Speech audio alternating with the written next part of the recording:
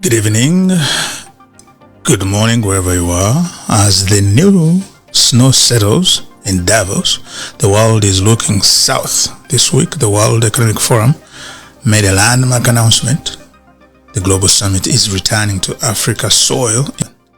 But this isn't just another meeting. It is a homecoming for an institution that helped shape the modern history of the continent. Tonight, we take a look at where the Davos spirit began and why 2027 will be a summit like no other.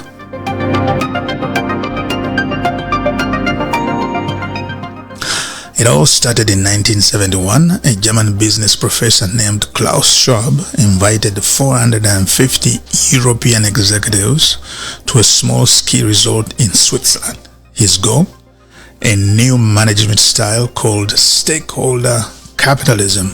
The idea that businesses are responsible not just for shareholders, but to all of society.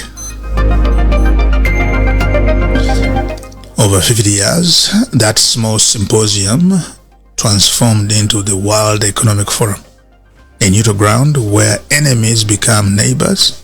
It was here that East and West Germany discussed reunification, and where North and South Korea officials held their first ministerial meetings.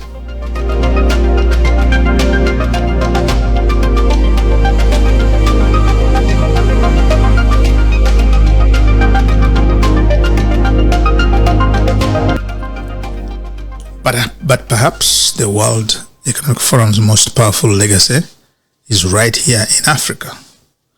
In 1992, at the height of transition from apartheid, Davos provided the world stage for Nelson Mandela and F.W. de Klerk to appear together for the first time outside South Africa.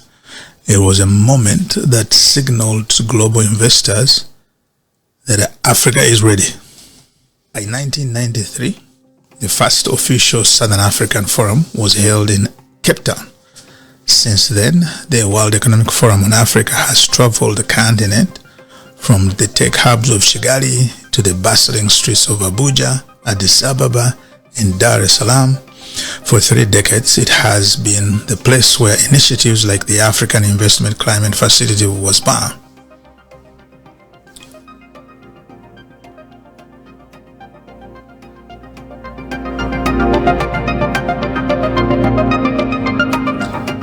However, the lights went dark in 2019 following the Cape Town summit. The COVID-19 pandemic triggered a 7-year hiatus for in-person African gatherings. That silence ended this week in Switzerland. South Africa has officially been named the host for April 2027, but this time it is different. This isn't just a regional meeting, it is being billed as a spring Davos. While other heavyweights like Nigeria and Ethiopia were reportedly in the running, positioning themselves as the continent's top trade and climate hubs, South Africa's world-class infrastructure and its current role in the G20 gave it the edge.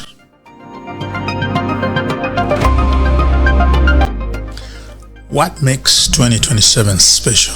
First, it is the official relaunch of Africa's collective on the global stage. Second, it aligns with the tenfold growth ambitions of countries like Uganda, moving the focus now from raw exports to high-tech industrialization. And finally, it marks the shift towards responsible AI and critical minerals, ensuring that Africa's resources fuel African wealth. From a ski resort in 1971 to the industrial future of 2027, the dialogue continues. The mountains of Davos have spoken, but the future will be written in the valleys of the African continent. As always, Salongo Chigundu, Wano Agafambwengula, Njakudda Atola. Stay tuned.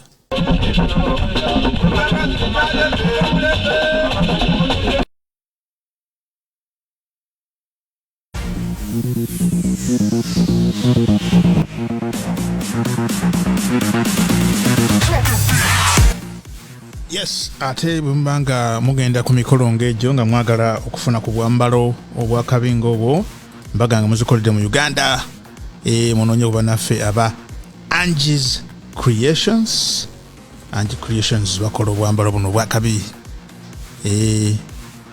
Tobeera ku mukolo ne gutanyuma weefunira akambalo. Angie Creations bajja kukolako buli kimu kyonna ky'otaaga.